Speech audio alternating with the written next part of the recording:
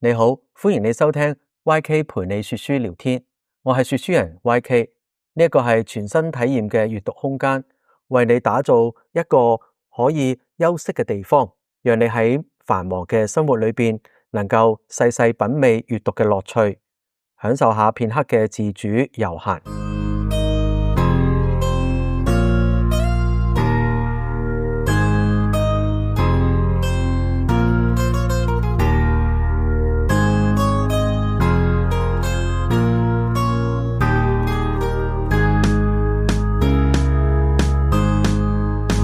喺上一集，我哋開始分享《好奇心》呢一本書。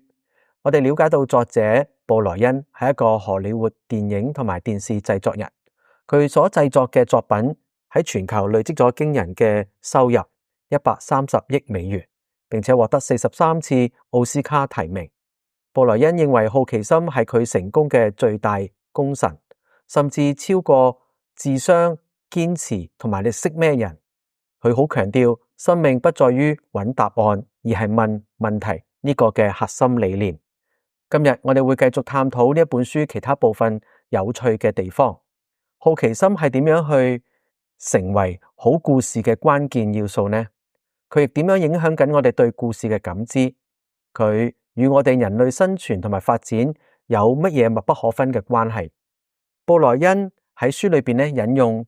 一位人士嘅說話，佢話咧人類心靈裏邊咧深受故事嘅吸引，甚至咧對故事咧係冇辦法去招架。呢句說話咧係話俾我哋聽，故事係好有魅力。咁故事嘅魅力係從邊度而嚟嘅呢？佢又點樣可以輕而易舉咁樣牽動我哋嘅情緒同埋我哋嘅思想呢？作者喺書裏邊分享咗一個令人難忘嘅真實故事，而呢個故事呢，亦都讓我哋對好奇心同埋人類復原嘅能力呢，有咗全新嘅理解。故事嘅主人翁係一位名叫格利嘅智利婦女，喺70年代初期，佢參與工會同埋政府嘅工作。喺1975年，將軍發動咗政變，被智利嘅海軍情報人員呢逮捕咗佢。當時呢，佢只有29歲，佢有2個嘅小朋友，2個男仔，一個8歲，一個2歲。佢嘅老公都係同一日被帶走嘅。佢喺被囚禁嘅嗰8個月裏邊呢，格利遭遇到呢系統化甚至科學化無情嘅虐待、虐打。佢大部分時間都被蒙上眼。喺呢個嘅施虐嘅地方，呢班嘅施虐者呢係非常之聰明。佢哋將施虐嘅時間呢係好碎片式咁樣呢去分開，即係話佢唔固定時間，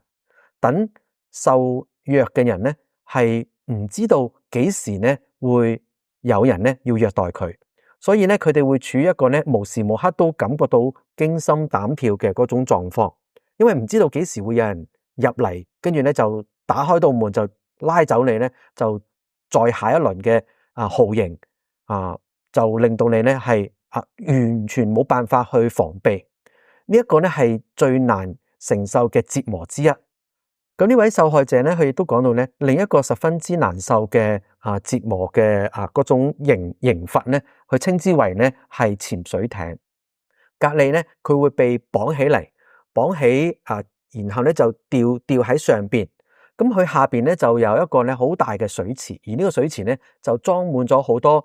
好令人好臭嘅一啲嘅物質，或者尿啦、屎啦，總之一啲臭水嚟嘅，垃圾全部都喺嗰個嘅池嘅裏邊，所以成個池呢都係好臭。跟住咧有條繩呢就係綁住佢隻腳，就下邊呢有個滑輪，就會將佢一拉呢就會拉到呢個池嘅池底。所以當佢被拉到呢個池底嘅時候呢，佢必須要呢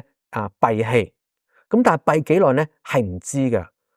每一次呢，佢要喺水裏邊嘅時間同埋離開水嘅時間呢，佢係唔知道幾時可以上翻水面。一上翻水面嘅時候呢，佢就要把握嗰個時間呢，即刻要換氣。佢講對佢嚟講呢，呢一種不可預測嘅任何嘅呢一個嘅時間裏邊呢，佢都係非常之難受同埋係好煎熬嘅，因為你根本都唔知道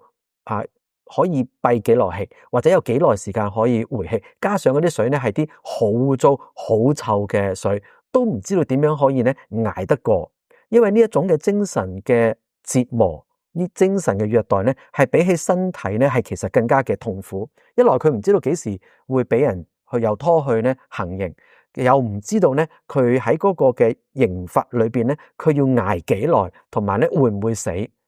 作者布萊恩咧喺歌手 Sting 嘅屋企認識呢一位嘅婦女，咁呢位婦女咧就親口就同佢講述佢喺智利嘅所有嘅一啲嘅經歷，特別佢係被軍政府捉咗之後咧，佢哋喺嗰個嘅被虐嘅嗰8個月裏邊咧，佢點樣去捱過？咁作者布萊恩咧就好好奇，佢就喺度聽呢個女士講嘅時候，佢就喺度諗，一個人點解可以咁樣對另外一個人咧落咁重嘅毒手、咁殘忍嘅刑罰，而被虐待嘅人又點樣可以咧捱得過呢？雖然好似8個月唔係好長，但係如果每一日都喺嗰個嘅酷刑裏邊，喺嗰個精神同埋肉體上面折磨，咁到底點樣可以捱得過呢？我相信有唔少人喺咁樣情況之下，都可能都諗住我自殺好過啦，我死咗佢好過啦。格利嘅勇氣、修養、咁尊嚴，都咧深深咧吸引咗作者布萊恩。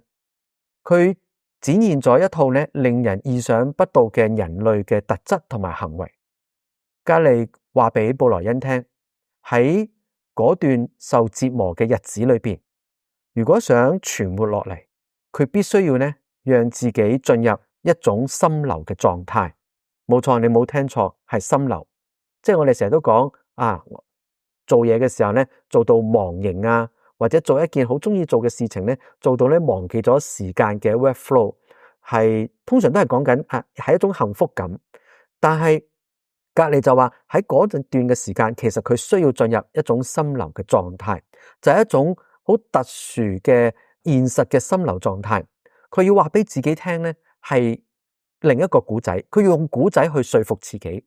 唔能夠咧受制於咧外在嘅世界，佢必須要咧進入佢自己嘅故事，佢自己所虛構或者係想象出嚟嘅一個故事，佢先可以咧控制到自己，同埋咧控制到佢心理嘅反應。正正係呢一位呢一種嘅講故事或者說故事、想故事嘅呢種心理嘅機制，使佢能夠存活落嚟。佢揾到一個唔同嘅故事，自我催眠，引領緊佢，幫助緊佢喺最痛苦嘅時候咧，係能夠咧係脫離嗰個嘅痛苦嘅嗰個當下。但係佢喺個受苦裏邊，佢喺精神上邊能夠點樣捱過咧？就係故事幫佢捱過。布萊恩從格利嘅身上面學咗好多嘢，佢嘅經歷讓到作者重新去思考乜嘢係精英，咩係結束嘅一個嘅定義，以及人類最基本最可怕嘅挑戰喺佢面前嘅時候，到底人應該點樣憑住意志體力去面對定係有另外一種嘅向內在求生生存嘅技巧同埋方法。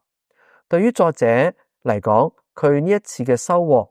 應用咗喺佢幾部嘅電影上邊，特別講緊角色裏邊呢一種嘅心理狀況。例如大家可能都熟悉嘅阿波羅13號，如果你有睇嘅話咧，裏邊嘅太空人咧係被困嘛，受困，成個故事講咗受困。咁喺呢個被困飛身即死，喺呢個失控嘅外在嘅環境之下，呢個嘅主角，呢個嘅太空人點樣可以去面對呢個嘅困境或者困局呢？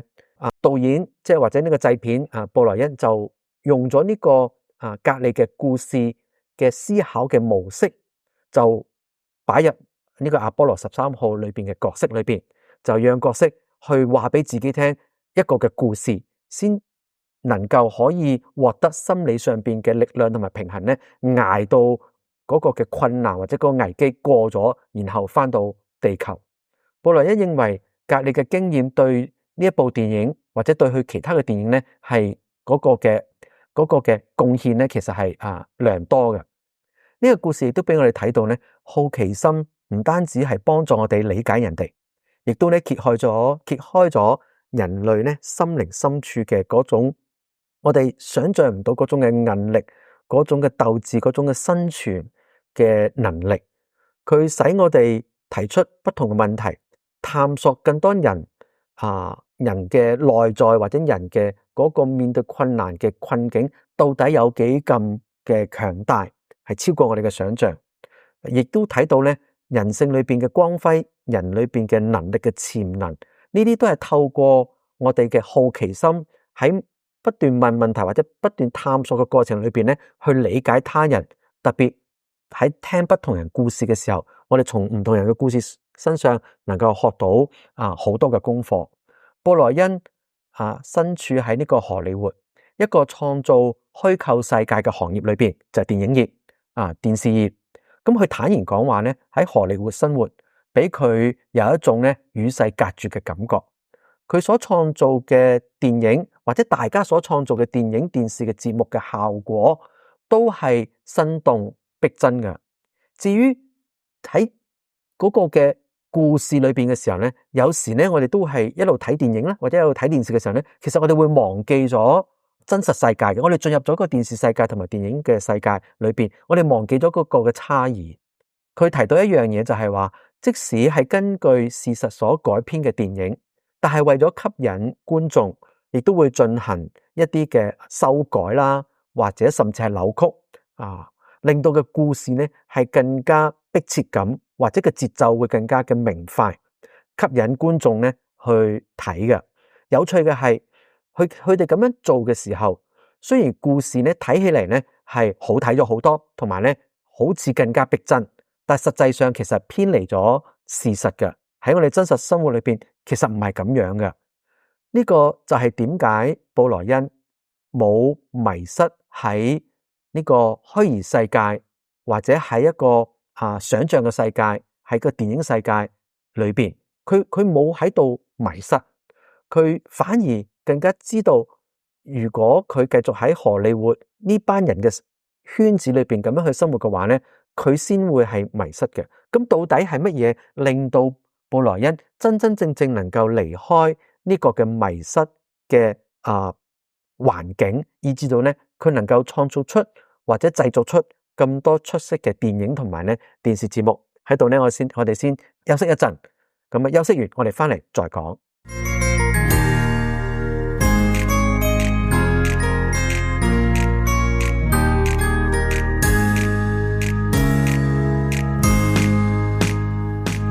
係乜嘢讓到布萊恩冇喺荷里活呢個嘅電影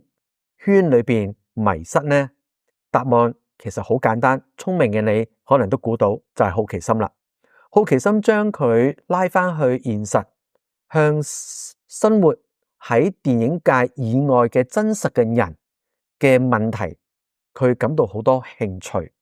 足以咧提醒到佢，除咗荷里活以外，仲有其他嘅世界，所以佢 keep 住自己去認識喺佢嘅圈以外嘅人，去訪問佢哋，同佢哋去傾偈。作者不斷問自己，當我哋睇到一個非常之吸引嘅電影，嗰啲會令到你忘記時間嘅電影，除咗喺熒幕上主角嘅命運同埋喺戲裏邊嘅世界之外，其他嘅一切好似仿佛都唔存在。等到你睇完呢出電影，走出戲院，走到街上面嘅時候，可能會先會一種醒覺，哇！恍如隔世，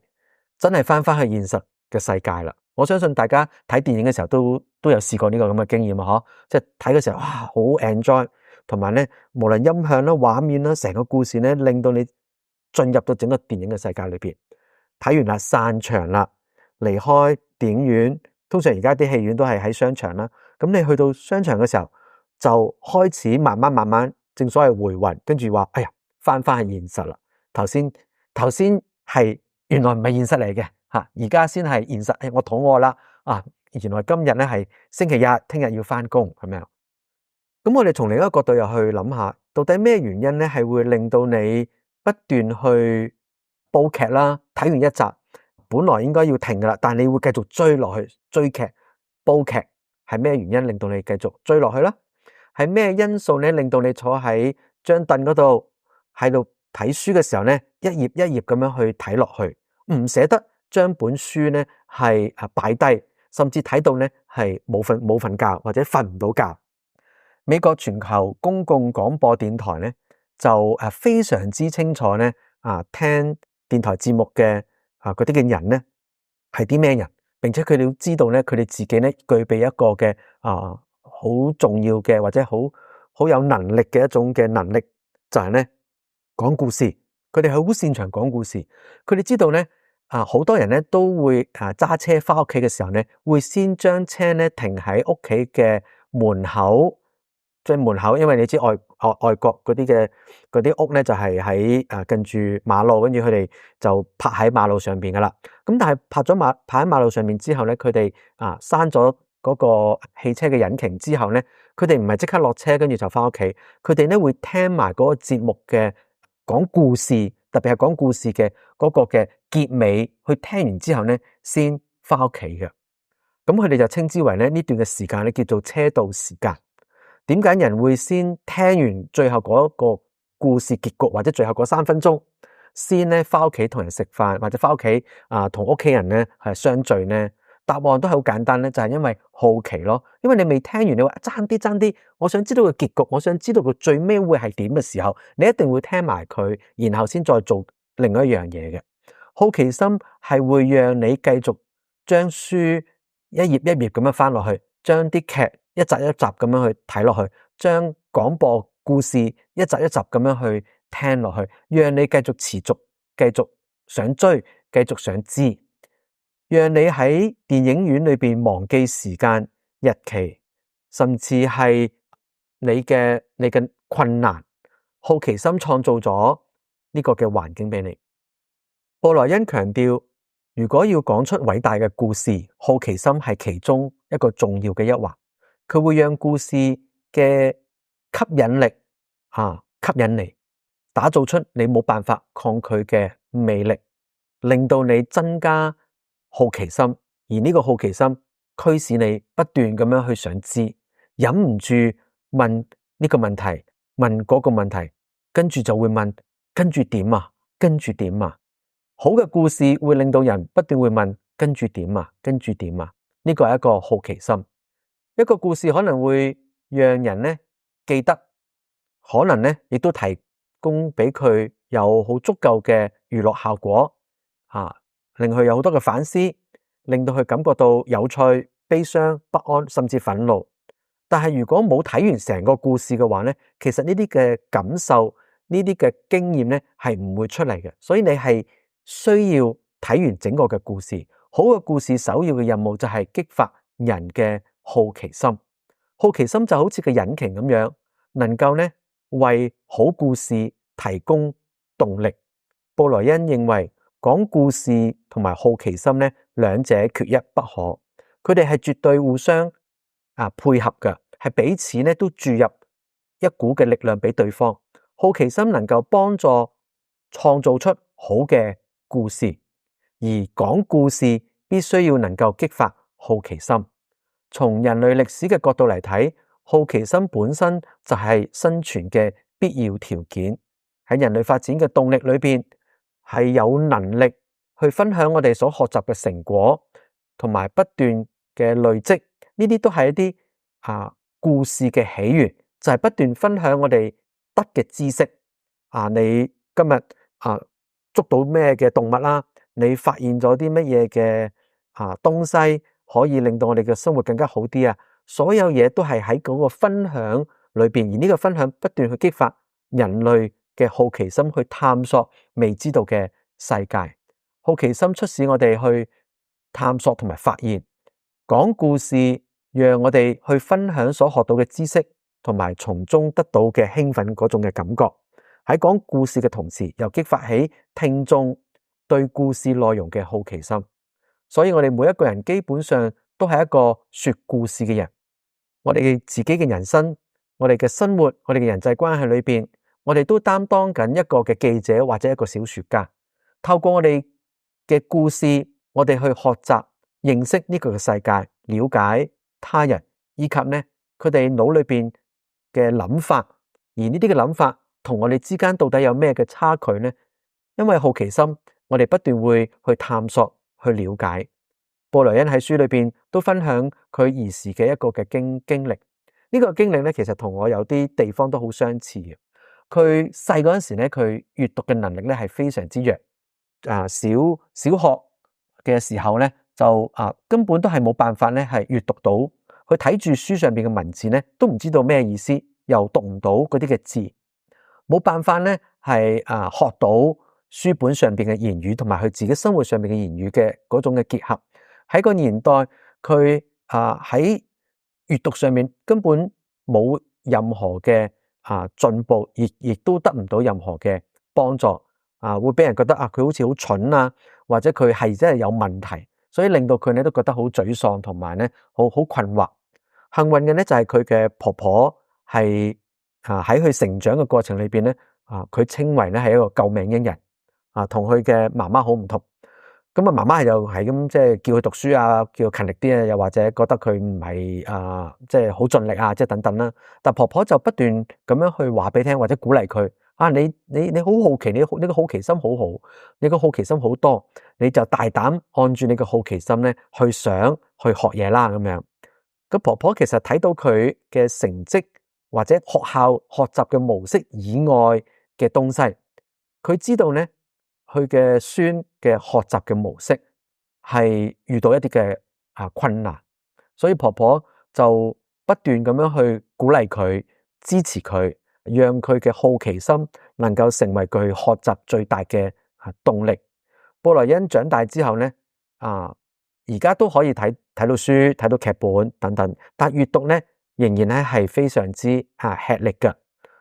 但係佢保持咗兩個重要嘅特質，就係咧佢喺學習上邊咧揾到樂趣，同埋咧佢對故事嗰個嘅熱情。佢坦然講，佢坦誠咁樣講，佢話咧細嗰陣時咧係諗盡辦法咧，唔好喺堂上邊咧係問問題，即係話咧其實唔好俾老師發現啦。簡單嚟講，因為佢又唔識字或者讀唔到啲字，有讀寫障礙。咁但係咧佢而家就唔同啦，佢而家係即係一個好奇寶寶，佢見到人或者見到一啲嘅事情咧，佢會不斷發問，好想知道原因，對嗰個人產生好奇，對事物產生嘅好奇，喺嗰個嘅好奇嘅裏邊，使到佢嘅生活咧多姿多彩，因為帶咗佢出去不斷去探索未知嘅世界。我對呢方面其實好有共鳴，因為大家可能認識我嘅都知我有讀寫障礙，輕微嘅讀寫障礙。我成日都講，如果冇電腦嘅話，其實我可能根本冇辦法寫到嘢。咁喺閱讀上邊，我到而家都係比其他人咧係慢嘅，係辛苦啲嘅。雖然係說書人，我都會睇好多書，但係我睇書嘅速度，又或者我寫作嘅方式，同其他人咧係比起嚟嘅時候咧係慢啲，係需要多啲嘅功夫嘅。好奇心將我哋帶到一個未知嘅世界，亦都因為好奇心呢本書，喺我中年危機或者情緒低落嗰段嘅時間裏邊咧，我睇咗呢本書咧，重現翻或者提起翻對生活各種各樣嘅探索同埋嗰種嘅熱情，令到咧生活咧有翻嗰個動力。喺嗰個動力裏邊咧，不斷去對世界領域嘅事物嘅了解增加，發現咧係令到生活咧係產生咗一個咧好似停唔到落嚟嘅嗰種嘅動力。呢個對我喺各方面嘅發展其實好有幫助，包括說書啦、做 podcast 啦咁樣。我哋咧要喺專注自己領域嘅同時咧，亦都要保持咧對其他唔係我哋領域嘅嘢產生好奇同埋探索。希望大家透過呢一次嘅說書，對好奇心呢本書嘅認識，而產生我哋喺我哋生活裏邊咧有一個嘅改變。我亦都希望咧透過呢個嘅節目咧，同大家一齊去實踐一種嘅生活嘅態度，由好奇心開始，就去探索呢個世界，認識呢個世界，認識別人嘅睇法，使我哋嘅生活咧唔係喺單調同埋係單一嘅裏邊。總的來說，好奇心唔單止係發現同埋創造故事嘅引擎，更係我哋理解世界、連結他人，甚至係點樣去戰勝逆境嘅一個嘅關鍵。佢讓我哋不斷提問，不斷探索，讓生命充滿着驚奇，亦都揾到屬於自己嘅人生方向同埋生活嘅方式。YK 陪你說書聊天呢個 podcast 節目，希望能夠幫到你嘅生命不斷咁樣去成長，成為更好嘅人。而呢個節目呢，係而家由今日到嚟緊到8月31號呢段嘅時間裏邊，3個月嘅時間裏邊呢，所有嘅內容呢都係免費開放嘅。我希望俾到大家足夠嘅時間去認識同埋體驗我哋嘅節目，同時間呢都讓到我自己有足夠嘅時間去完善呢個平台嘅功能，同埋不斷去改進、學習、豐富裏邊嘅內容，讓每一個聽眾確保佢哋將來嘅訂閱能夠獲得更好嘅體驗，同埋能夠真正吸收到有價值嘅內容，成為更好嘅自己。如果你有任何問題或者建議，或者想揾我傾下偈，都非常之歡迎透過 WhatsApp 57263977同我聯絡，又或者 email yk-podcaster@pm.me 寫 email 俾我都得嘅，冇問題。你嘅支持係我創造嘅力量。如果你覺得今集對你有幫助，請你分享俾一位有需要嘅朋友，邀請佢哋加入我哋呢個溫馨閱讀成長嘅群體。亦都請你喺 Apple Podcast 同埋 Spotify 俾5粒星留言鼓勵。再次多謝你嘅收聽，期待下一集節目再見，拜拜。